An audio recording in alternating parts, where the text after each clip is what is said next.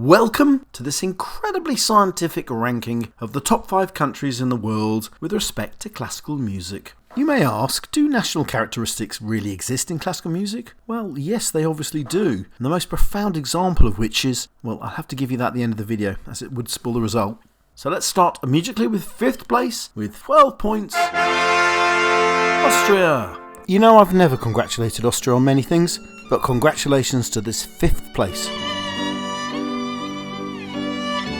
This relatively small country has produced more than its fair share of great composers. Haydn, Mozart, through Schubert, Bruckner to Schoenberg, Austria produces music with German depth and stability, but softened with an Austrian wit and lightness of touch.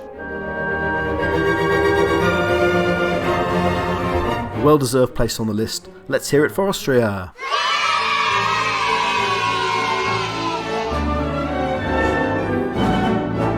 Probably asking how we scientifically rank countries. Good question. That's when we rely on science and, numbers and counting, and the composers produced by each country should count for something. Literally, I'll grab a book on composers and give 1 point to each country for each composer. Only the list feels rather flimsy. Next stop, a bigger book. A doorstop book. The complete book of classical music.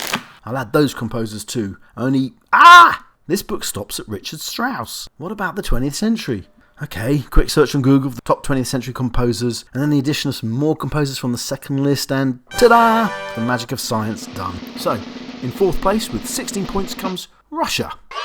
This is a country that emerged relatively late onto the classical scene, but by the 19th century, they produced in Tchaikovsky, a composer of world-class stature.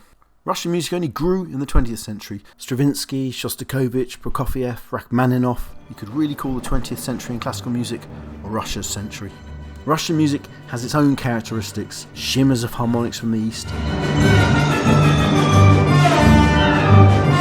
sparkling use of orchestral sound and timbre, and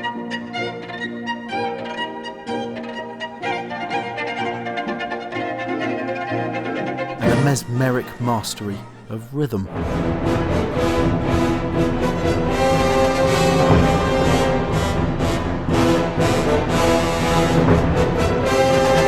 Russians have ever been the masters of dance. I wonder, could that fantastic sense of rhythm have anything to do with the extreme cold and the need to keep moving?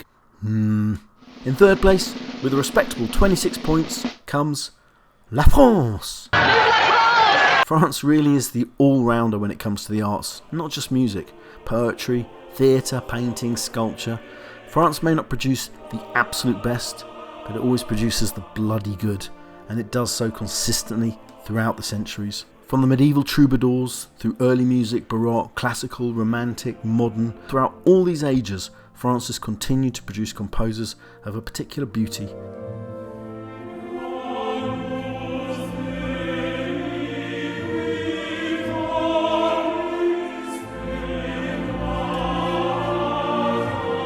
French music, particularly in the 19th and 20th centuries, has a delicate quality that contrasts with a more strong Germanic sensibility coming from the East.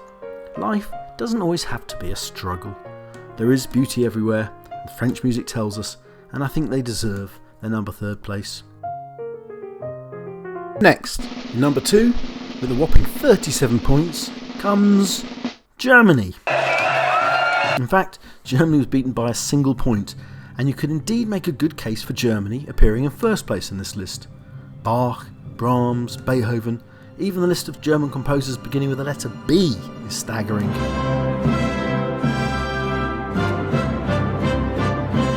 Germany has produced the best music throughout the ages, with composers like Beethoven or Wagner challenging the barriers of what was permitted and what was accepted.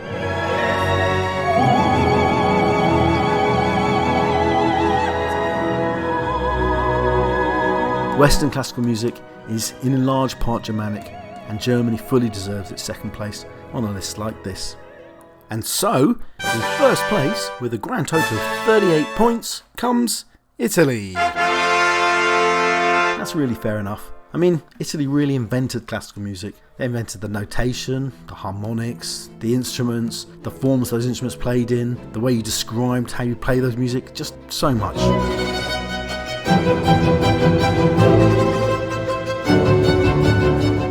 composers, Monteverdi, Vivaldi, Rossini, Verdi, Puccini. Throughout every age, Italy's produced geniuses whose charm and thrilled the rest of the world with their melodic delight.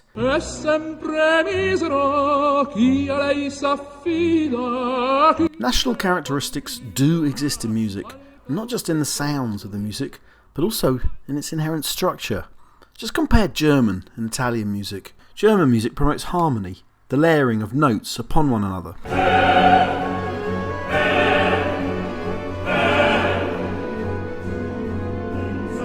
Because the German language, with its stress on consonants on the front of words, encourages Germanic composers to think in blocks of sound. Thus, we tend to associate the overlaying of melodies, counterpoint or fugue, with German music.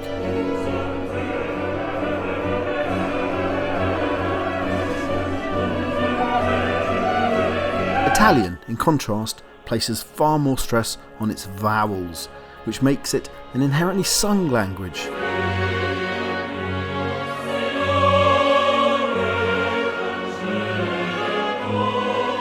Indeed, Italian can even sound sung when spoken. Which means Italian music inherently favours melody and the melodic line in music.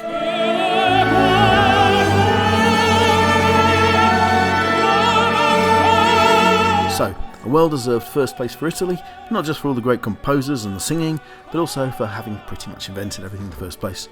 Honorary mentions to the UK in 6th place, just 1 point below Austria, which, honestly, though I'm English myself, does rather flatter.